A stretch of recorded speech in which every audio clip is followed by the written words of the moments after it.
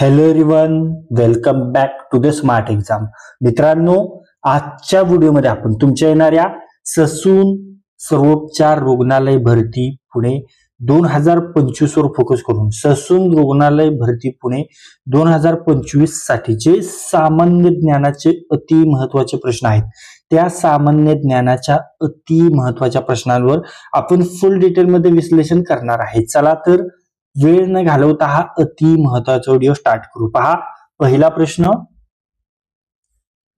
पहा, महात्मा गांधींनी केलेला सत्याग्रहाचा पहिला प्रयोग कोणता आहे? तर तो आहे चंपारण्य सत्याग्रह. योग्य उत्तर आहे पर्याय क्रमांक 1 चंपारण्य सत्याग्रह. कधी झाला होता मित्रांनो? 1917 मध्ये झाला होता. ओके, आणि हा महात्मा गांधींनी भारतात केलेला कितवा आहे? पहिला सत्याग्रह होता, हे लक्षात घ्या. आणि हा लढा कशासाठी होता? तर बरं, चंपारण्य कुठे होते? तर ते होते बिहारमध्ये. ओके, बिहार राज्यातील चंपारण्य होते. आणि कशासाठी लढा होता? कशाचा? तर नीळ पिकवणारे शेतकऱ्यांचा. ओके, तर हा लढा बिहार राज्यातील चंपारण्य जिल्ह्यातील नीळ पिकवणाऱ्या शेतकऱ्यांच्या अन्यायाविरुद्ध होता, हे लक्षात घ्या. आणि शेतकऱ्यांवर ब्रिटिशांनी कोणता कर लावला होता? तर 3 कटिया पद्धत. ओके, तर 3 कटिया पद्धतीने नीळ पीक घेण्याचा दबाव आणला होता. आणि गांधीजींनी या शेतकऱ्यांसाठी सत्याग्रह केला आणि त्यांना न्याय मिळवून दिला. ओके, आणि त्यामुळेच गांधीजींचा भारतातील सार्वजनिक जीवनात प्रवेश आणि नेतृत्वाची भावना प्रकट म्हणजे पायाभरणी झाली थोडक्यात, हे लक्षात घ्या. आता आपण ऑप्शन मध्ये देखील पाहूया. तर पहा, मुळशी हा कोठला आहे? तर हा आहे पुणे जिल्ह्यातील सत्याग्रह. बरोबर, मुळशी. आणि हा कशासाठी? तर हे आंदोलन मुळशी धरण बांधकामामुळे झालेल्या पुनर्वसनाविरोधात होतं. ओके, त्यानंतर पहा, खेडा सत्याग्रह कधी झाला होता? तर 1918 मध्ये झाला होता खेडा सत्याग्रह. ओके, यामध्ये काय? तर गुजरात मधील खेडा जिल्ह्यातील शेतकऱ्यांनी 1918 साली दुष्काळ पडला होता आणि दुष्काळ असूनही कर वसुली होत होती आणि या कर वसुली विरुद्ध सत्याग्रह केला होता, हे लक्षात घ्या. आणि गांधीजींचा यात सहभाग होता आणि हा त्यांचा दुसरा सत्याग्रह होता, हे लक्षात घ्या. त्यानंतर बारडोली मध्ये काय येतं? तर ते कधीचा आहे? हा 1928 चा आहे. खेडा 1918 चा आहे. त्यानंतर बारडोली 1928 चा आहे. यामध्ये सत्याग्रह झाला होता. हा बारडोली कुठे आहे? तर हा आहे गुजरातमध्ये. ओके, आणि या सत्याग्रहाचं नेतृत्व तुम्हाला 100% विचारणार, तर व्यवस्थित लक्षात घ्या. पोलाद पुरुष आपण म्हणतो, लोह पुरुष, तर ते आहेत कोण?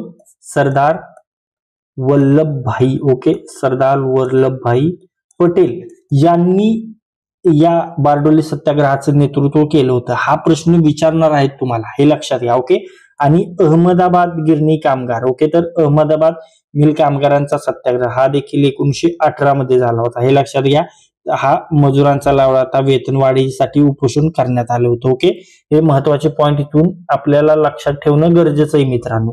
प्रत्येक पॉइंट वर डिटेल विश्लेषण केलेले, म्हणजे हा आपण फक्त एक प्रश्न घेतलाय, बट यामधून आपण मुळशी सत्याग्रह कव्हर झालाय, परत खेडा सत्याग्रह तुम्हाला सांगितला, बारडोली सांगितला, अहमदाबाद सांगितला. म्हणजे 1 2 3 4 5 ते 6 प्रश्न म्हणजे एका प्रश्नापासून आपण कव्हर करतोय. त्यामुळे खूप महत्वाचा व्हिडिओ आहे. व्हिडिओ शेवटपर्यंत पहा. व्हिडिओ आवडला तर लगेच लाईक करून घ्या. ओके, आता समोरचा प्रश्न मित्रांनो पहा, हे प्रश्न किती एक्झाम ओरिएंटेड आहेत आणि IBPS अशाच पद्धतीचे प्रश्न विचारणार आहे, हे लक्षात घ्या. त्यामुळे अशाच पद्धतीचे प्रश्न तुम्ही जास्तीत जास्त सराव करा. आणि एक गोष्ट लक्षात घ्या, अशाच सरावासाठी तुमच्यापैकी बरेच मित्रांनी आपल्याला रिक्वेस्ट केली होती की सर अशा पद्धतीची एक टेस्ट सिरीज सुरू करा. तर पहा, तुमच्यासाठी एक आनंदाची बातमी, आपण टेस्ट सिरीज तुमच्या ससून रुग्णालय भरतीसाठी जे कोणते पद आहेत त्याच्यासाठी आपण टेस्ट सुरू केली आणि त्यामध्ये तुम्हाला 4 फुल लेंथ टेस्ट मिळणार आहेत. 4. ओके, 4 टेस्ट आहेत. ओके, त्यामध्ये जीके आपण घेणार आहे. जीके जे 25 क्वेश्चन आहेत ते 25. त्यानंतर मराठी आहे. ओके, मराठीचे जे 25 क्वेश्चन ते 25. त्यानंतर इंग्लिश आहे 25 क्वेश्चन आणि जे गणित बुद्धिमत्ता आहे. ओके, गणित बुद्धिमत्ता, तर त्याचे देखील 25 क्वेश्चन्स आपण घेतले. तसे म्हणजे 100 क्वेश्चन्स 200 मार्कांसाठी येणार आहेत आणि त्याच पद्धतीचे आपण 100 क्वेश्चन 200 मार्कांसाठी घेतलेत. अशा पद्धतीची टेस्ट सिरीज सुरू केली. 5 ऑप्शन्स आहेत आणि तुमच्यासाठी एक महत्वाची बातमी ही अशी आहे की जे 5 ऑप्शन्स आहेत, आता पहा, हा तर आहे आता रवींद्रनाथ टागोर याचं उत्तर असेल बरोबर, आणि हे जे 4 ऑप्शन्स आहेत या 4 ऑप्शनचं देखील आपण एक्सप्लेनेशन टेस्ट मध्ये केले, म्हणजे फुल एक्सप्लेनेशन केलेलं, म्हणजे तुमचा कुठे प्रश्न चुकतोय आणि का चुकलाय, मग बरोबर उत्तर कोणतं हे त्या टेस्ट मध्ये मिळणार आहे. त्यामुळे आत्ताच या टेस्ट सिरीज लगेच मागवून घ्या. त्यासाठी तुम्हाला काय करायचंय, 98 23 93 18 27 या नंबरवर व्हॉट्सअप मेसेज करायचा आहे आणि यासाठी आपण फक्त आणि फक्त 79 रुपये इतकी माफक फी ठेवली. या 79 रुपयांमध्ये या 4 फुल लेंथ टेस्ट मिळणार आहेत. सराव करा या टेस्ट, परीक्षेमध्ये फायदा होणार आहे.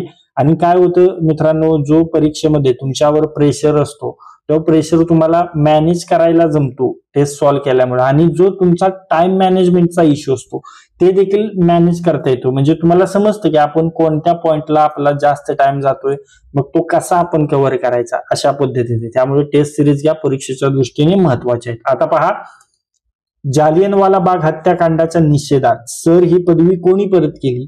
जालियनवाला बाग हत्याकांडाच्या निषेधार्थ सर ही पदवी रवींद्रनाथ टागोर यांनी परत केली. योग्य उत्तर आहे पर्याय क्रमांक 1 रवींद्रनाथ टागोर. ओके, आता जालियनवाला बाग, आता आपण तुम्हाला सांगितलं आपण फुल प्रश्न डिटेलमध्ये अनालिसिस करतो, तर तो कधी झाला होता तर 1919 मध्ये. तर काय झालं होतं, 13 एप्रिल 1919 रोजी पंजाबमधील अमृतसर येथील जालियनवाला बाग येथे ब्रिटिश ब्रिगेडियर जनरल डायर याने शांततामय जमावावर अंदाधुंद गोळीबार केला आणि ज्यामध्ये हजारो निष्पाप भारतीय मारले गेले. तर तुम्हाला डेट कोणती लक्षात ठेवायची तुमच्यासाठी, 13 एप्रिल 1919 जालियनवाला बाग हत्याकांड कधी झाला? सरळ प्रश्न येतो, सरळ येतो, तर त्यामध्ये ऑप्शन्स येतात 12 एप्रिल 1919 किंवा 13 एप्रिल 1919 असा. तर मग तुम्हाला 13 एप्रिल 1919 लक्षात ठेवायचे. ओके, आणि या क्रूर घटनेचा देशभरात तीव्र निषेध झाला आणि याच आपल्या भारताचे जे नोबेल पुरस्कार विजेते रवींद्रनाथ टागोर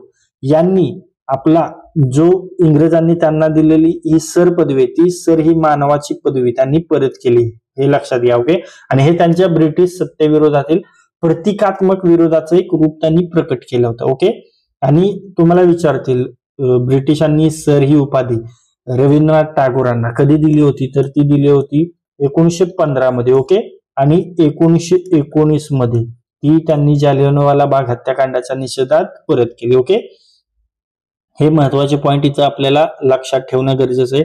आता महात्मा गांधींचं आहे ऑप्शन मध्ये, तर महात्मा गांधींजींनी जालियनवाला घटनेचा निषेध केला आणि असहकार आंदोलन सुरू केलं. त्यांनी सर पदवी कधीच घेतली नव्हती, हे लक्षात घ्या. त्यांनी काही ब्रिटिश सन्मान व मेडल्स परत केले होते पण सर पदवी नव्हती. त्यानंतर Subhash Chandra Bose Indian civil services ICS, okay, ICS याचा राजीनामा दिला आणि ब्रिटिशांविरोधात ते लढले होते, हे लक्षात घ्या. त्यानंतर बाळ गंगाधर टिळक, लोकमान्य टिळक यांनी ब्रिटिशांविरोधात प्रखर भूमिका घेतली होती, हे लक्षात घ्या. समोरचा प्रश्न, भारतीय राष्ट्रीय काँग्रेसची स्थापना कोणाच्या पुढाकाराने झाली? Allan Hume, AOHume. तर पहा, योग्य उत्तर आहे पर्याय क्रमांक 1 ॲलन ह्यूम. ओके, भारतीय राष्ट्रीय काँग्रेस, ओके, INC याची स्थापना आता तुम्हाला विचारतील, पहिला प्रश्न कधी झाली होती, तर तुम्हाला सांगता यायला पाहिजे. VIMP प्रश्न आहे, VIMP प्रश्न येणार म्हणजे येणारच. भारतीय राष्ट्रीय काँग्रेसची स्थापना कधी झाली होती? सरळ प्रश्न येणार आहे, तुम्हाला सांगता यायला हवं 28 डिसेंबर 1885. पुढे विचारताल कुठे झाली, तर ती आहे मुंबईमध्ये, मुंबई येथे झाली. आणि कोणाच्या पुढाकाराने? आत्ताच पाहिलं, Allan Hume. Okay, AOHume. Okay, त्यांचं पूर्ण नाव तुम्हाला सांगतं, Allan Octavian. Okay, Allan Octavian Hume या निवृत्त ब्रिटिश ICS अधिकाऱ्याने पुढाकाराने झाली, हे इथे लक्षात ठेवणं गरजेचं आहे. आणि त्यांच्या प्रयत्नांमुळे विविध प्रांतातील जे बुद्धिजीवी नेते ते एकत्र आले आणि एक राष्ट्रीय राजकीय मंच उभा झाला. ओके, आणि पुढे जाऊन तुम्हाला विचारतील आता कधी झालं? 28 डिसेंबरला झाली. कुठे झाली? मुंबई झाली. कोणी केली? एओ यांनी केली. आता स्थापना केली, पण जे पहिलं अधिवेशन भरलं होतं त्याचे अध्यक्ष कोण होते? पहिल्या अधिवेशनाचे अध्यक्ष VIMP आहे वोमेश चंद्र. ओके, वोमेश चंद्र बॅनर्जी, हे लक्षात ठेवा नाव. वोमेश चंद्र बॅनर्जी हे पहिल्या अधिवेशनाचे अध्यक्ष होते.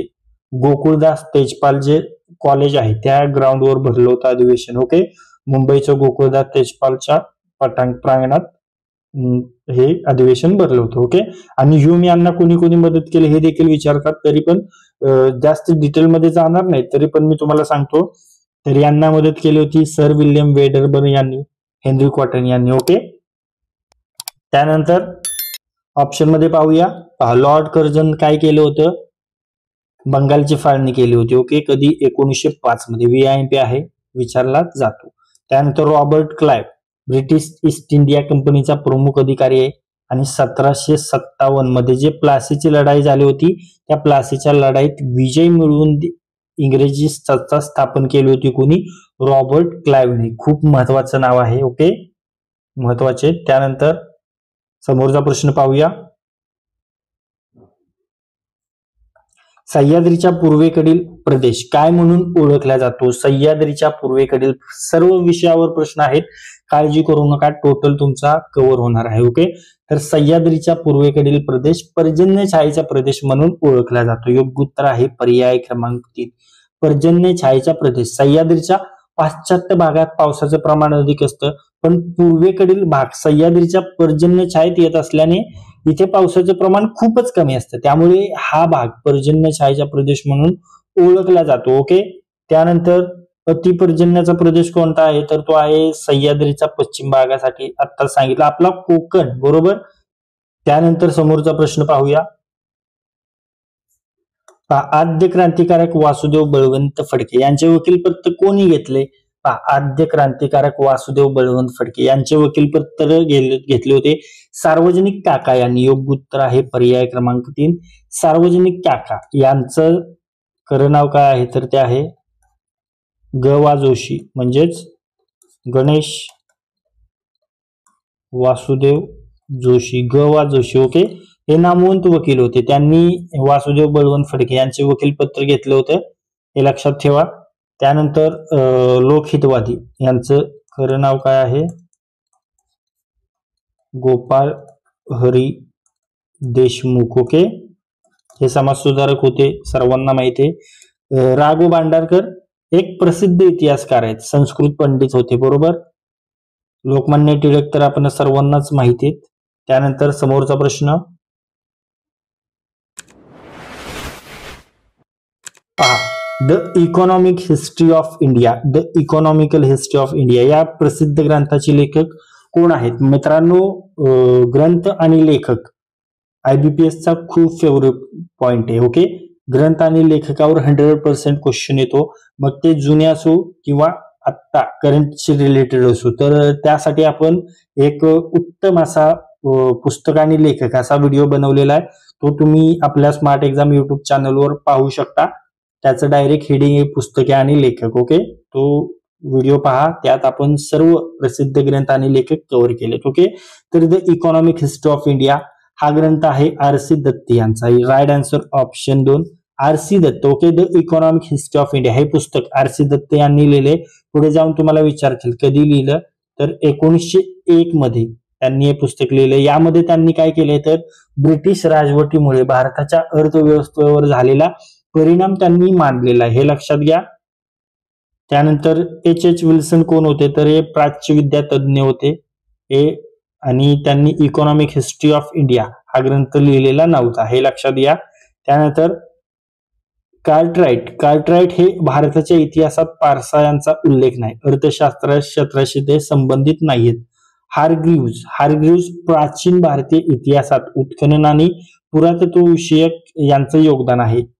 इकॉनॉमिक हिस्ट्री त्यांनी लिहिलेली नाही किंवा इकॉनॉमिक्सशी संबंधित नाही.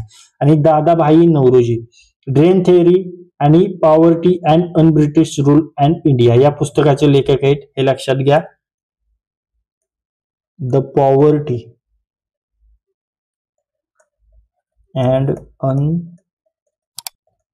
ब्रिटिश रूल इन इंडिया, हे दादाभाई नौरोजी यांचं महत्वाचं पुस्तक आहे. हे देखील प्रश्न IBPS ने बऱ्याच वेळा विचारलेला आहे. हे प्रश्न पुस्तक देखील व्यवस्थित लक्षात घ्या. त्यानंतर समोरचा प्रश्न पहा, द प्रॉब्लेम ऑफ रुपी हा ग्रंथ कोणी लिहिला? द प्रॉब्लेम ऑफ रुपी हा ग्रंथ लिहिलेला आहे आपणा सर्वांना माहिती आहे, भारतरत्न डॉक्टर बाबासाहेब आंबेडकर यांनी लिहिला. Right answer option 3 doctor Ambedkar. Okay, doctor Babasaheb Ambedkar यांचा the problem of the rupee, its origin and its solution हा ग्रंथ कधी प्रकाशित झाला होता? 1923 मध्ये प्रकाशित झाला होता. हा ग्रंथ त्यांचा डॉक्टर ऑफ सायन्स साठी सादर केलेला शोध प्रबंध होता. यात त्यांनी भारताच्या चलन प्रणालीवर सखोल अभ्यास मांडला होता, हे लक्षात घ्या. त्यानंतर ऑप्शन मध्ये महात्मा गांधीजी, स्वातंत्र्य लढा, अहिंसा, सत्याग्रह यावर त्यांचं लेखन होतं. पंडित नेहरू, तर पंडित नेहरू यांचा खूप महत्वाचा ग्रंथ आहे, खूप महत्वाचा आहे, तो आहे discovery of India. Pandit Nehru म्हटलं की हा ग्रंथ तुम्हाला लक्षात यायलाच हवं. अहमदनगरमध्ये हा ग्रंथ त्यांनी लिहिला होता, हे लक्षात घ्या. जेलमध्ये होते भुईकोट किल्ल्यात, हे महत्वाचे पॉइंट आहेत. महर्षी कर्वे शिक्षण तज्ज्ञ व समाज सुधारक होते. स्त्री शिक्षणात मोठं योगदान आहे, आपल्या सर्वांना माहिती आहे. SNDT युनिव्हर्सिटी यांचीच आहे, सुरुवातीला यांनी स्थापन केली होती. कधी? 1916 मध्ये, हे लक्षात घ्या. त्यानंतर त्याचं नाव SNDT युनिव्हर्सिटी पडलं होतं. त्यानंतर JC किरप्पा, तर गांधीवादी अर्थशास्त्रज्ञ होते. ओके, त्यानंतर समोरचा प्रश्न JC कुमारप्पा. समोरचा प्रश्न, मांजरा पठार महाराष्ट्राच्या कोणत्या भागात आहे? मांजरा पठार महाराष्ट्राच्या मराठवाड्यात आहे. Okay, right answer option 1 Marathwada. Manjra पठार हे मराठवाड्यातील लातूर, धाराशिव, बीड जिल्ह्यांमध्ये आढळते. याचा उगम बालाघाट डोंगर रांगा येथे होतो. ओके, आणि या पठाराची लांबी सुमारे 725 किलोमीटर आहे. बीड व लातूर जिल्ह्यांची सीमा बनवतं, हे देखील लक्षात ठेवा. त्यानंतर ऑप्शन मध्ये आहे पश्चिम महाराष्ट्र, सातारा, पुणे, कोल्हापूर भाग बरोबर. विदर्भामध्ये आहे नागपूर, अकोला, वर्धा बरोबर. त्यानंतर खानदेश आपला वरचा, नंदुरबार, जळगाव, धुळे. राईट. कोकण विभाग आपला सह्याद्रीच्या जो पश्चिम भागातील समुद्र किनाऱ्याचा विभाग आहे तो आहे कोकण विभाग. राईट. त्यानंतर समोरचा प्रश्न मित्रांनो, तुमच्यासाठी एक सूचना आहे. तुमची जी परीक्षा आहे ती आहे 10वी लेवलवर, आणि आपण 10वी लेवलवर फोकस करून जे तुमचे जीके आहे, त्या जीके वर आपण जवळजवळ 1000 वन लाइनर प्रश्नांचा महाप्रश्न संच बनवलेला आहे. ओके, त्यामध्ये आपण 1000 वन लाइनर जीकेचे प्रश्न घेतले. म्हणजे जे IBPS प्रश्न विचारतं किंवा TCS असो किंवा स्टेट बोर्ड किंवा सेंट्रलच्या ज्या एक्झाम्स आहेत त्यामध्ये जे प्रश्न वारंवार विचारले जातात ते प्रश्न आपण एका ठिकाणी घेतलेत. म्हणजे TCS, IBPS, स्टेट बोर्ड, म्हणजे पोलीस भरतीपासून ज्या कोणत्याही परीक्षा आहेत त्या परीक्षांमधून आपण हा प्रश्नसंच घेतलेत. परीक्षेच्या दृष्टीने खूप महत्वाचे आहेत. VIP प्रश्न आहेत. प्रश्नसंच आत्ताच घ्या. जर प्रश्नसंच तुम्हाला हवा असेल तर तुम्हाला 98 23 93 18 27 या नंबरवर व्हॉट्सअप मेसेज करायचा आहे, आणि या फक्त आणि फक्त 49 रुपये इतक्या माफक फी मध्ये हा प्रश्नसंच तुम्हाला मिळणार आहे. त्यामुळे हा प्रश्नसंच आत्ताच घ्या आणि आपल्या अभ्यासाला एक वेगळी दिशा द्या. आता पहा, खूप महत्वाचा प्रश्न आहे हा. VIP प्रश्न आहे. महाराष्ट्रातील सर्वोच्च शिखर कोणते? महाराष्ट्रातील सर्वोच्च शिखर आहे Kalsubai. Right answer option 2 Kalsubai शिखर हे महाराष्ट्रातील सर्वात उंच शिखर आहे. हे अहमदनगर जिल्ह्यात आहे आणि याची उंची काय आहे तर याची उंची आहे 1646 मीटर याची उंची आहे. हे लक्षात घ्या. हे कळसुबाई शिखर सह्याद्रीच्या रांगांमध्ये ट्रेकिंगसाठी प्रसिद्ध आहे. आणि महाराष्ट्रातील सर्वोच्च शिखरे पाठ करण्यासाठी आपण ट्रिक देखील बनवले. ते ट्रिक तुम्हाला आपल्या MPSC ट्रिक्स या प्लेलिस्ट मध्ये, म्हणजे स्मार्ट एक्झाम चॅनलवर MPSC tricks, okay, MPSC tricks ही प्लेलिस्ट आहे. आणि या प्लेलिस्ट मध्ये या ट्रिक्स अशाच पद्धतीच्या आपण 30 ते 35 ट्रिक्स बनवलेत. हिस्ट्री, सायन्स, जिओग्राफी आणि इकॉनॉमिक्स आणि पॉलिटी या सर्व विषयांवर आपण ट्रिक्स बनवलेत. कमी वेळात तुमचा जास्त अभ्यास आणि कमी वेळात तुमचं कायमस्वरूपी लक्षात राहणार अशा पद्धतीची ट्रिक आहे. आता ही ट्रिक काय आहे तुम्हाला माहित आहे. कसा मी हसतो, तर यावरून ती तुम्ही सर्वोच्च शिखरे लक्षात राहू शकतात तुमच्या. ओके. आता कळसुबाई आहे किती 1646 मीटर. ओके. त्यानंतर ऑप्शन मध्ये आहे चिखलदरा, हे कुठे आहे? हे आहे अमरावतीमध्ये. ओके. अमरावती जिल्ह्यातील हे थंड हवेचे ठिकाण आहे. 1118 मीटर जवळपास उंची आहे. पंचमढी आपल्या महाराष्ट्रात आहे का? तर ते आहे MP मध्ये. ओके. मध्य प्रदेशमध्ये आहे पंचमढी, हे लक्षात घ्या. त्यानंतर कांचनजंगा हे हिमालयातील उच्च शिखर आहे, सिक्कीम मध्ये आहे. ओके. कांचनजंगा. आणि सालेर किल्ला, सालेर किल्ला कुठे आहे? तर तो आहे नाशिक. ओके. नाशिक जिल्ह्यातील एक उंच किल्ला आहे. ओके. त्यानंतर समोरचा प्रश्न, छत्रपती शिवाजी महाराजांचे जन्मस्थान शिवनेरी पुणे जिल्ह्यातील कोणत्या तालुक्यात आहे? तर ते आहे जुन्नर. राईट.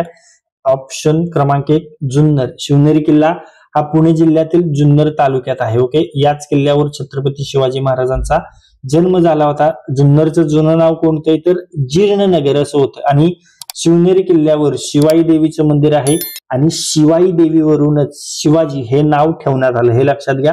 आणि जुन्नर हा पर्यटन तालुका म्हणून देखील प्रसिद्ध आहे. हे पॉइंट आपल्याला इथं लक्षात ठेवणं गरजेचं आहे. ओके. आता शिरूर, शिरूर हा शिरूर देखील पुणे जिल्ह्यातच आहे. बरोबर. मावळ, मावळ, सिंहगड, लोहगड यांसारखे किल्ले आहेत मावळ प्रांतात. पुरंदर, पुरंदर किल्ला देखील पुण्यामध्ये आहे. आणि इंदापूर, इंदापूर पुण्यातील एक तालुका आहे. भीमा नदी काठचा हा भाग आहे. समोरचा प्रश्न, खालीलपैकी कोणते अभयारण्य चंद्रपूर जिल्ह्यात आहे? कोणते अभयारण्य चंद्रपूर जिल्ह्यात आहे?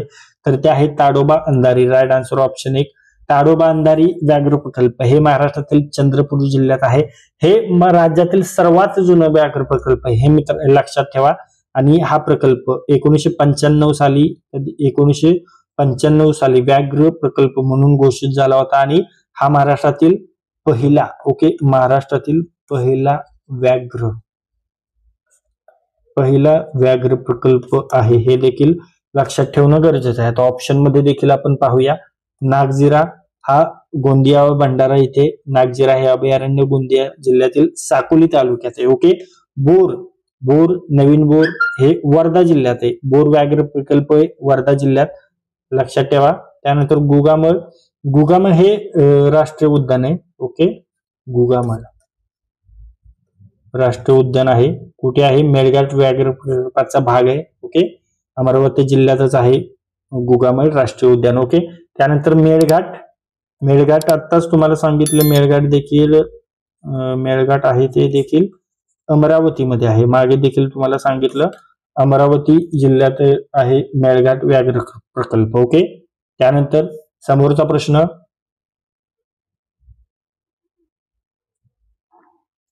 1953 मध्ये डीएनएची प्रतिकृती कोणी शोधून, कोणत्या संशोधकाने तयार केली? हे तुम्हाला तोंडपाठ असायला हवं. वॅटसन क्रिक हे पाठच असायला हवं. डीएनएची प्रतिकृती म्हटलं तर वॅटसन व क्रिक हे पाठच असायला हवं. राईट आन्सर ऑप्शन 4 वॅटसन व क्रिक दोन्ही. वॅटसन व क्रिक यांनी 1953 मध्ये जेम्स वॅटसन आणि फ्रान्सिस क्रिक या दोन शास्त्रज्ञांनी डीएनएचं डबल हेलिक्स मॉडेल शोधलं होतं. ओके. डबल हेलिक्स मॉडेल तयार केले. यासाठी त्यांना एक्स-रे डिफ्रॅक्शन डेटाचा उपयोग केला होता आणि त्यामुळे डीएनएची संरचना जगासमोर आणण्यात वॅटसन व क्रिक यांचं महत्वपूर्ण योगदान आहे. ओके. आता ऑप्शन मध्ये पहा, मिशर हे दोन तर पाहिले. मिशर काय? तर फ्रेडरिक मिशर यांनी 1869 मध्ये न्यूक्लिन नावाचा पदार्थ शोधून काढला होता. ओके. जो पुढे डीएनए म्हणून ओळखला गेला. समोरचा प्रश्न पाहूया.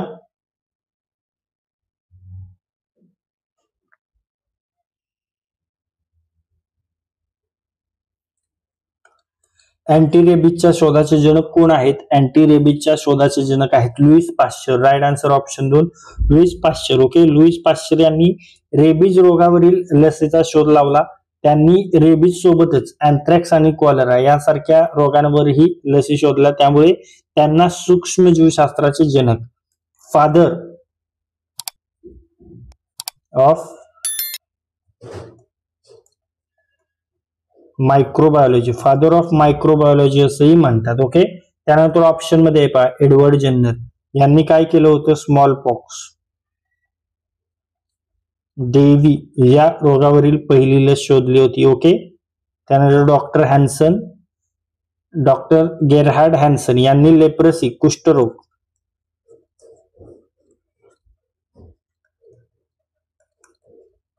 कुष्ठरोगाचा शोध लावला होता. ओके.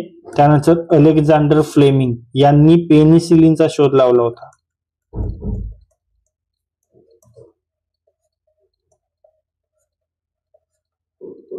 पेनिसिलिनचा शोध कोणी लावला? सरळ प्रश्न विचारतो, अलेक्झांडर फ्लेमिंग. ओके, हे लक्षात ठेवा. त्यानंतर रॉबर्ट कोच यांनी टीबी,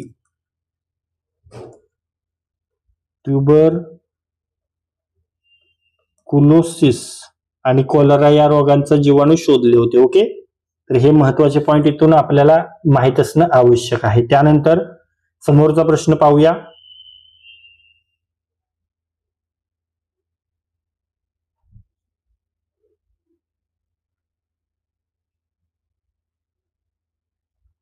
पहा, वाऱ्याचा वेग खालीलपैकी कोणत्या परिमाणात मोजला जातो? वाऱ्याचा वेग नॉट्स मध्ये मोजला जातो. योग्य उत्तर पर्याय क्रमांक 2 नॉट्स. वाऱ्याचा वेग मोजण्यासाठी नॉट्स या एककाचा उपयोग केला जातो. ओके, आणि वाऱ्याचा वेग मोजण्यासाठी काय वापरतात? तर ते उपकरण आहे ॲनिमोमीटर, याद्वारे मोजले जातं. ओके, जूल हे ऊर्जा एनर्जी मोजण्याचं एकक आहे. एम्पियर काय आहे? तर विद्युत प्रवाह.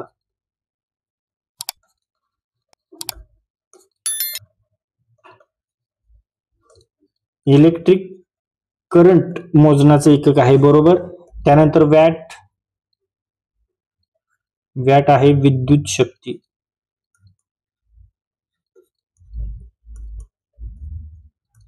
Electric power.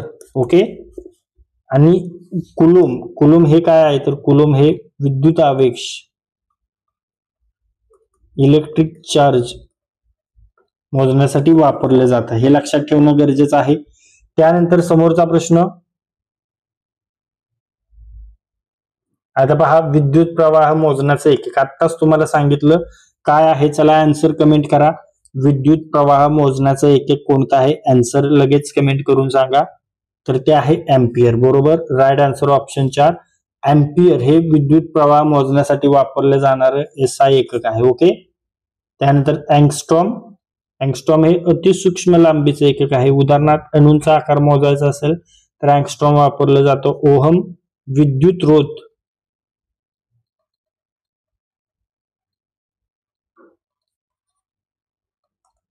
इलेक्ट्रिकल रेजिस्टन्स मोजण्यासाठी वापरलं जातो. कुलॉम सांगितलं, इलेक्ट्रिक चार्ज. वॅट देखील सांगितलं, इलेक्ट्रिक पॉवर विद्युत शक्ती. बरोबर. त्यानंतर समोरचा प्रश्न पहा, बटाटे, कांदे यासारख्या भाज्यांना कोंब येऊ नये म्हणून कोणत्या किरणांचा मारा करतात? तर ते आहे गॅमा किरणे. राईट आन्सर ऑप्शन 3 गॅमा किरणे. बटाटे, कांदे यांना साठवताना कोंब येऊ नये म्हणून त्यांच्यावर गॅमा किरणांचा मारा करतात. गॅमा रेजचा मारा केला जातो. गॅमा किरणे हे अतिशय उच्च ऊर्जा असलेले विद्युत चुंबकीय किरण आहेत. यामुळे भाज्यांमधील पेशींची वाढ थांबते आणि कोंब येण्याची प्रक्रिया रोखली जाते. आणि गॅमा किरणांचा वापर निर्जंतुकीकरण व कॅन्सर उपचारात देखील होतो. आणि गॅमा किरणांचा वेग प्रकाशाच्या वेगा इतका असतो, हे देखील लक्षात ठेवणं गरजेचं आहे. त्यानंतर अल्फा किरणे म्हणजे हेलियमचे गाभे असतात, हे लक्षात घ्या. ओके. त्यानंतर बीटा किरणे म्हणजे इलेक्ट्रॉन किंवा पॉझिट्रॉन उत्सर्जन असतं. ओके. एक्स किरणांचा वापर मुख्यतः वैद्यकीय चाचण्या करण्यासाठी होतो. बरोबर, आपण सर्वांनाच हे माहित आहे. त्यानंतर समोरचा प्रश्न.